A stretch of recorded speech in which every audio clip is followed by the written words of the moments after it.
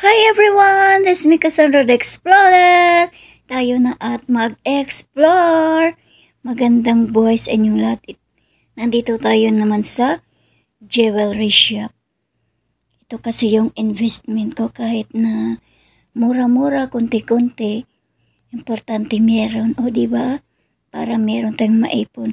In case of emergency, meron tayong mabunot, o diba? Kaya ayan. Kahit na ilang grams lang ang mabili natin mga ka-explorer. Kasi gusto ko meron akong souvenir. Kapag meron tayong pera, yun, ini-invest ko dito. Bibili nga tayo ng bracelet. Kaya ayan. Meron akong bracelet na dalawa, pero gusto ko pa rin bumili ng dalawa ulit. Kaya ayan. Para meron tayong mga souvenir at marami tayong maipon ng mga investment. Wala pa naman tayong ibang investment kaya ini-invest muna natin dito sa mga jewelries. Malaking tulong ito mga ka-explorer. Kasi kapag yung pamilya natin walang mapera, wala silang pambayad, o diba? Yung isang ko, lagi-lagi ko na nga yung nadadala sa sanglaan. Kaya ayan. Malaking tulong to mga ka-explorer. Kaya kahit isang set ka lang, meron ka ng maanuhan na pera. Kasi in case of emergency, ang hirap kaya maghanap ng pera mga ka-explorer. Pero kapag meron kang investment na ganito, kahit konti ayun, makapagbayad tayo ng bills habang wala pa tayong pera. Makabili tayo ng pagkain, o diba? Ganun lang kasimple mga ka-explorer. Bumibili ako mga konti-konti lang, hindi naman gaano mamahalin. Yung kaya lang sa bulsa natin.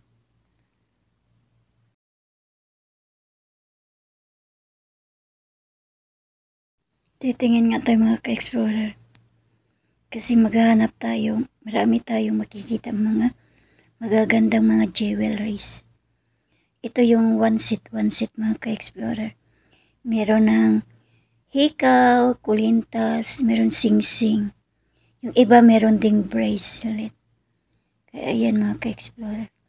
At ito na nga yung bibilhin natin, o diba? Dalawang bracelet. Ayan mga ka-explorer. Para meron tayong souvenir sa pera natin ngayon. Pangdagdag sa ating mga collection. O diba? Ayan.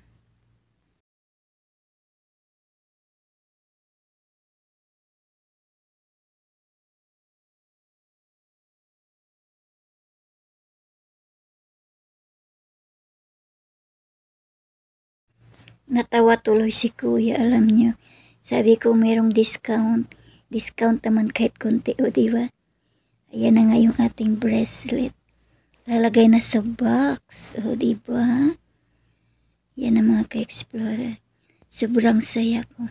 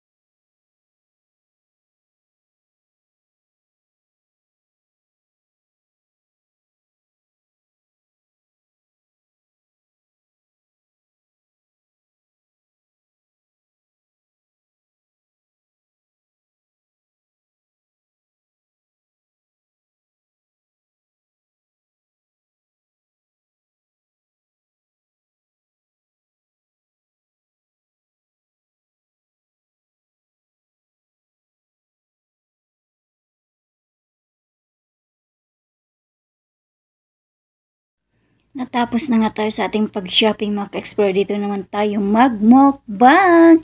Tayo na't mag-mukbang ng seafoods. Gusto ko kumain ng lobster o diba at saka fish. Kaya nandito tayo sa restaurant ngayon para mag-mukbang tayo ng seafoods. Maganda yung restaurant nila dito mga ka-explore. Merong mga takip. Ito yung tinatawag nilang family room. Meron kang privacy.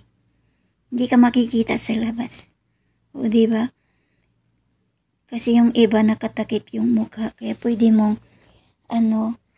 tanggalin yung takip mo sa ulo o yung sa mukha pagkakain ka. Kaya ayan, naka-private yung yung kainan. Kaya mahirap din naman kasi kakain ka sa labas, o di ba? Maraming titingin sa iyo. At ito na nga yung tinapay natin. Ito yung tinapay at kasama na itong mga ito yung tahina ito sa kilid. At meron na rin tayong seafood soup. Yan na mga ka-explorer. Kaya try natin yung seafood soup nila, o di ba? Merong spicy nito konti. Nilagyan nilang chili konti. At nilagyan ko nga ng isang lemon. Kaya yun, umasim tuloy. Pero syempre, sobrang sarap, o diba? So, yummy! Mag-soup muna tayo while waiting sa ating order.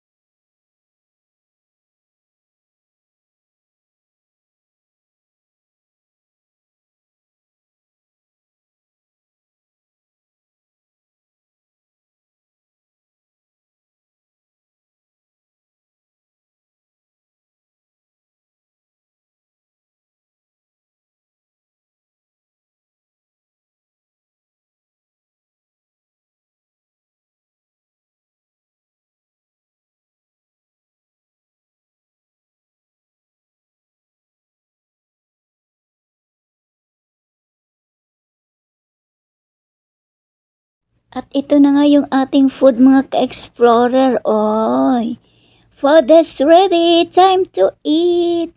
Ito na nga yung aking lobster. Ang tagal ko din bago nakakain ng lobster. Oh. Mahabang panahon mga ka-explorer kasi nga mahal yung lobster. Wala tayong pangbili. Kaya ayan, ngayon sulitin natin sa ating pagkain. Di ba? Kunti lang lobster na to kasi wala na silang ibang tinda. Isa lang. Kaya ang sarap pa naman kainin ito mga ka-explorer. Yun nga lang kasi konti lang yung laman, o diba? Kasi maliit lang yung lobster. Pero sobrang yummy nito. Kaya tayo na at mag-explore. Explore tayo sa pagkain mga ka-explorer. Tayo na at kakain. O diba? Magmukbang na tayo. Thanks for watching mga ka-explorer. God bless sa inyong lahat. Thank you so much.